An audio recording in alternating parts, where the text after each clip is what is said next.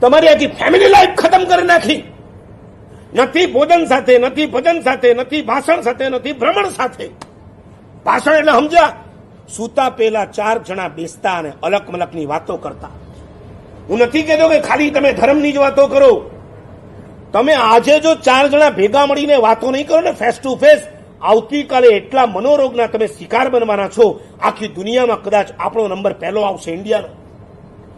અત્યારે સ્વિટ્ઝરલેન્ડનો નંબર પહેલો છે. રૂપિયા ક્યાં છે બધા? હે,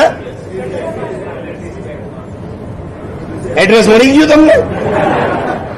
મોદી તો હજી નથી લાવી શક્યો. જેટલા રૂપિયા ત્યાં વધારે છે ને એટલા મનોરોગીના શિકાર પણ ત્યાં વધારે છે. સ્વિટ્ઝરલેન્ડ માટે એમ કહેવાય છે કે ત્યાં સૌથી વધારે એકલતા છે. અને એકલો માણસ અંતે હિંમત હારી થાકીને કયા રસ્તે જાય ખબર છે? આપઘાતના રસ્તે જાય છે. તમારા દીકરાને તમે અલગ બેડરૂમ આપ્યું, તમારી દીકરીને અલગ બેડરૂમ આપ્યું, તમારું પોતાનું બેડરૂમ અલગ છે, બધા એકલા થઈ ગયા છે. મોબાઈલ ટુ મોબાઈલ વાત કરવાથી તમારી એકલતા દૂર નથી થતી જેટલું ફેસ ટુ ફેસ વાત કરવાથી. દેરાસરમાં ગયા પછી પરમાત્માની સામે તમે ઉભા રહ્યો અને એમને તમે પરમાત્માને યાદ કરો, એમાં કઈ ફરક પડે છે કે નથી પડતો? તમે એમને ભગવાનને યાદ કરશો ને 5 મિનિટમાં તમને ભગવાનની જગ્યાએ કોઈ ભગવતી આવી ગઈ હશે તમારી સામે.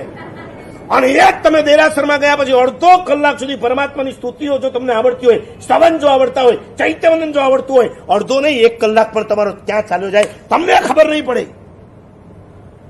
કારણ કે સામે છે ને આલંબન. તમે વર્તમાન કાળમાં આલંબનને બાજુ પર મૂકી દીધા છે. આ એક જ તમારું આલંબન છે.